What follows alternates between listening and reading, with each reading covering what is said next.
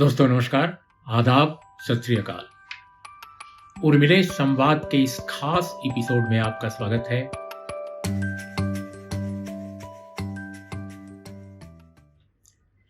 हालांकि दुनिया में जो परिस्थितियां हैं वो स्वागत योग्य नहीं है, बहुत चिंताजनक हैं, बहुत भयावह हैं। मनुष्यता के सामने विकराल संकट है। पहले संकट यूक्रेन में नजर आ रहा था, अब फिलिस्तीन और इजराइल के बीच ये नजर आ रहा है। गाजा के लोग बेहाल हैं। इसके पहले इजराइल में जिस तरह हमास के उग्रवादियों ने भयानक हमला किया, अनेक जाने गईं, भयानक मंजर पेश हुआ। लेकिन अब जो हो रहा है उस घटना के बाद, उस आतंकी घटना के बाद, जिसकी पूरी दुनिया ने सिरे से खारिज किया और निंदा की, हम सब ने निंदा की, लेकिन उसके जवाब में क्या हो रहा है? उसके जवाब में गाजा के लोग, बूढ़े हों, जवान हों, औरतें हों या बच्चे हों, सबकी जिंदगियां ली जा रही हैं, खत्म किया जा रहा है। लेटेस्ट जो सूचना है उसके हिसाब से गाजा में अब तक 2500 यानी 2500 से कुछ अधिक लोग खत्म किए गए हैं, ऐसा अनुमान है। जो एजेंसियां हैं जो खबर दे रही हैं वो या तो अमेरिकन है या पश्चिमी देशों की है या इजराइल की है। दूसरी तरफ से कोई खबर नहीं आ रही है। अब खबरों के अगर ऊपर भरोसा करें तो अल्टीमेटम जो दिया गया है इजराइल की तरफ से गाजा के लोगों को, उनको उत्तरी छोर से यानी उत्तरी जो इलाका है इसका गाजा का, उसको खाली करना है। उसमें एक खास लाइन खींच दी गई है कि यहाँ से यहाँ तक आपको खाली करना है।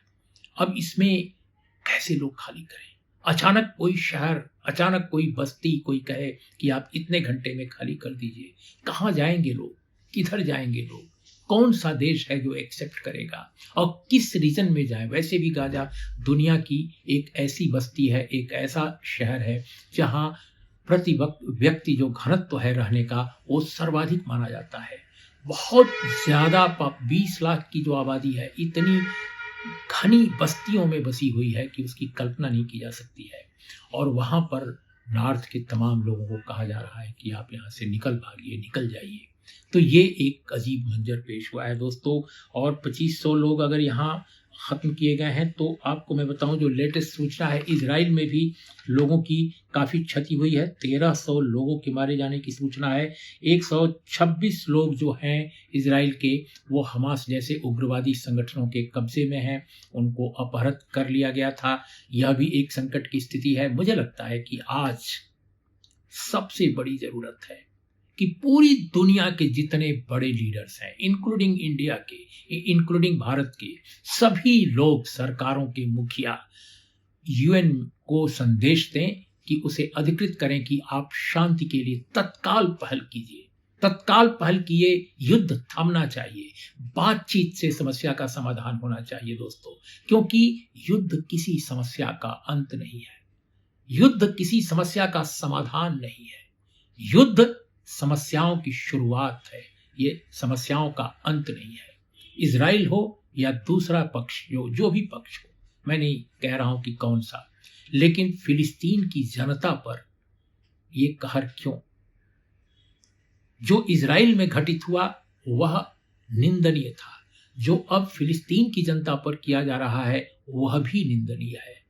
इसलिए मेरा ये मानना है कि हमास जैसे उग्रवादी संगठनों के ऊपर वैश्विक स्तर पर कुछ न कुछ उस पर कदम उठाया जाना चाहिए, जिसकी खुराफात के चलते आज ये स्थितियां पैदा हो गई हैं। लेकिन इजराइल को भी कतई ये नहीं बख्शा नहीं जा सकता कि वो उसको बिल्कुल आप बिना किसी टिप्पणी के, बिना किसी सेंसर किए हुए आप कह दें कि साहब वो तो बचाव में केवल आया है।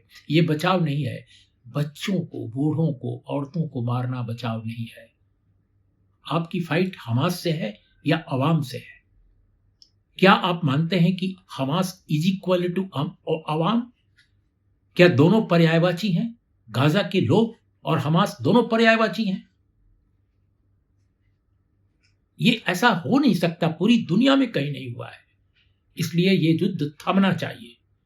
इजराइल को सख्त निर्देश दे पूरी वैश्विक बिरादरी, कि भाई आप युद्ध रोकिए, हम आपके साथ हैं इस मुद्दे पर, जिस तरह से हमास ने आप पर हमला किया, लेकिन बच्चों पर, बूढ़ों पर, औरतों पर ये जुल्म बंद किया जाना चाहिए।